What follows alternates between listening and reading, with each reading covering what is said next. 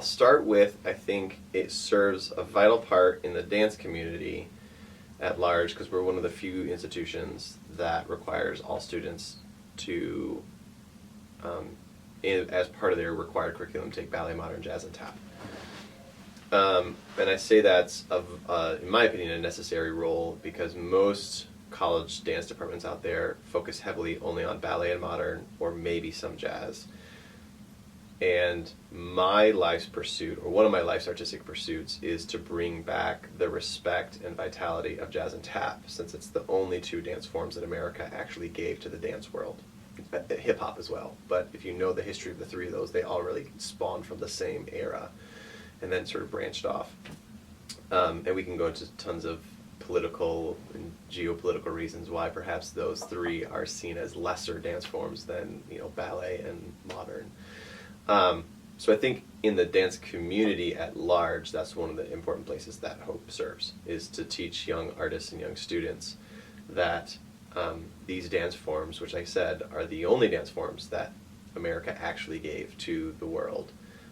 are a necessary and important part of our history and should be an important part of our future and a valid part of our future. I think it exists for two other reasons in the dance world in general too. Number two, I think most young artists who happen to be faith-based, and I'll sort of use that term loosely,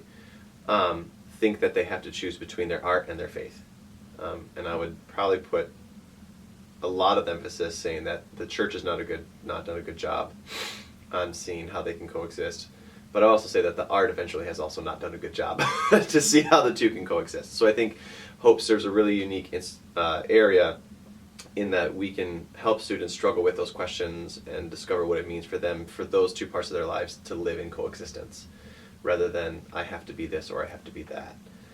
as far as religion is considered. And then number three, I think the same thing goes for, I think a lot of students feel like they have to choose between,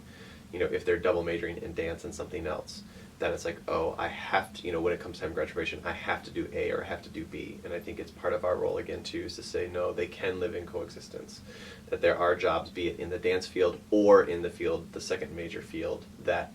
are highlighted by both of your skills. And that you're not two separate people living in one body, but one person as a whole. And so for me, that's an important thing that, young dancers, young artists, young business people, young entrepreneurs understand about themselves, is that, you might have a love for dance, or you might be very talented in dance, and it doesn't mean you have to give it up just because you chose to go into another field. Or if you choose to go into the dance field, that doesn't mean you have to give up the other part of you, that's an engineer or a writer or whatever, that in fact they can actually live in coexistence. So I think that's where we sort of live in our importance in the greater dance community, because I think those are pretty heavy conversations that don't happen. Specifically one discussing religion or faith and dance, and then dance and other fields.